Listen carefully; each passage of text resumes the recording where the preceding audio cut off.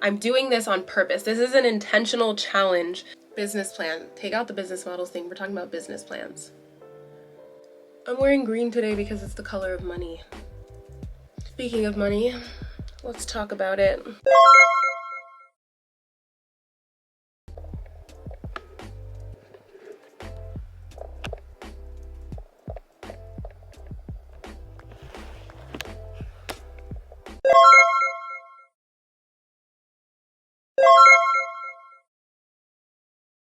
So I'm slowly going through all of my goals and getting them set in motion. Here's the truth about that.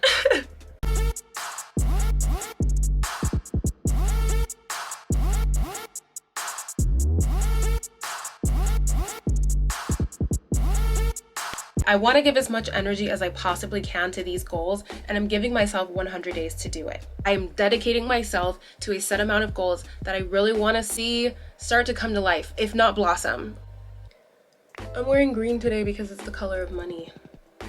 Speaking of money, let's talk about it. I live in the United States of America, which, despite all of its flaws, is one of the easiest places to make a significant amount of money from just about anything. There are a lot of opportunities here. I will give this country that much credit. I am literally using a platform in which I can start making revenue from. So speaking of generating revenue, that's actually on my list of goals. I want to start opening up different streams of income for myself. And I have decided to use YouTube as one of them. All I know for now is that consistency is key, and it also helps to have valuable content. Of course, it helps to be able to provide value to the audiences that are watching.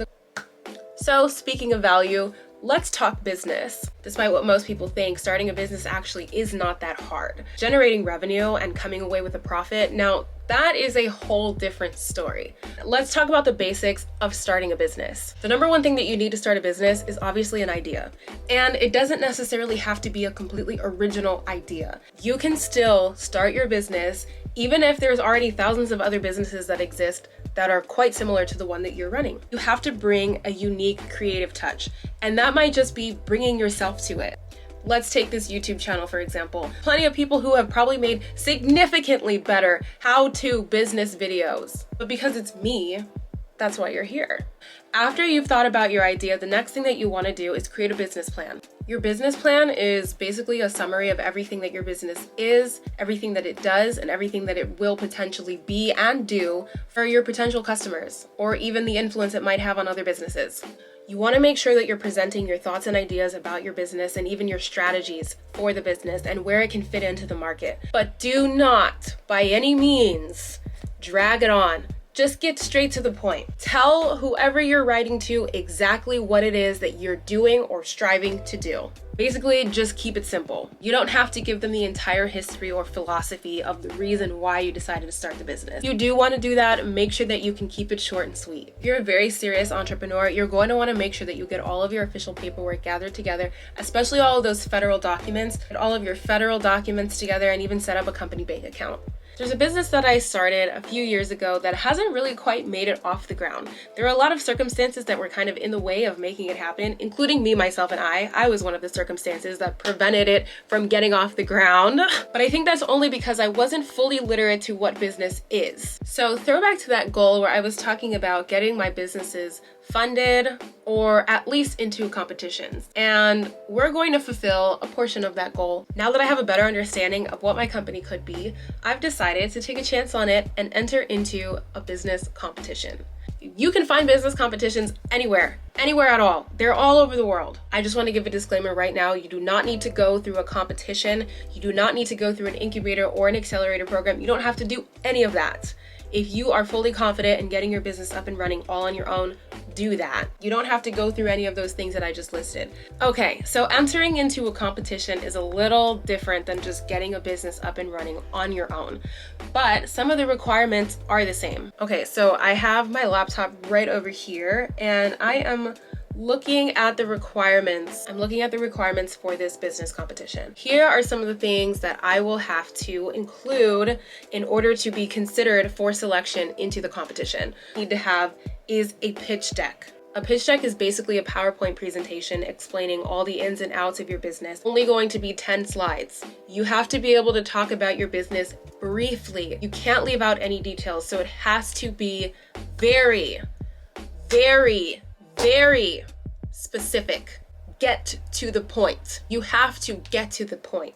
Get to the point. Tell these people what you're doing. The next thing that's on the list is a 60-second elevator pitch. That there can't be any graphics. It would literally just be speaking straight to the camera, no edits, no anything like that.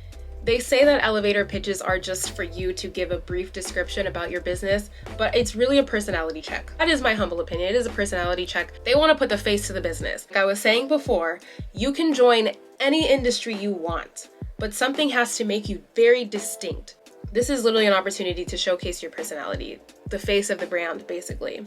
The next thing that we have to do is answer a few questions based on the judging criteria and a completed W-9 form for my company. Get our EIN number. Without these things, I cannot enter the competition. So it's imperative that I get all of them together and submit them all at once. Here are the judging criteria categories. Now, some of these are already going to be answered in my pitch deck, so I can borrow information from the pitch deck and use it to answer these questions.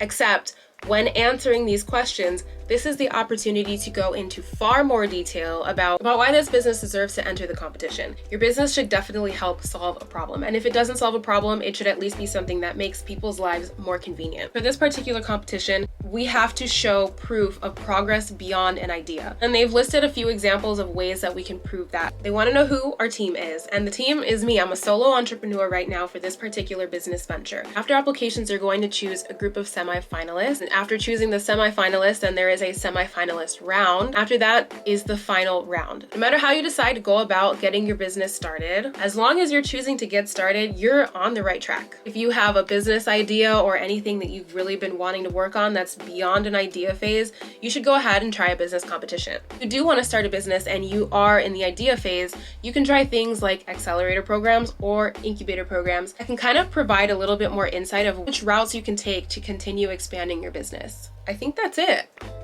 Yeah.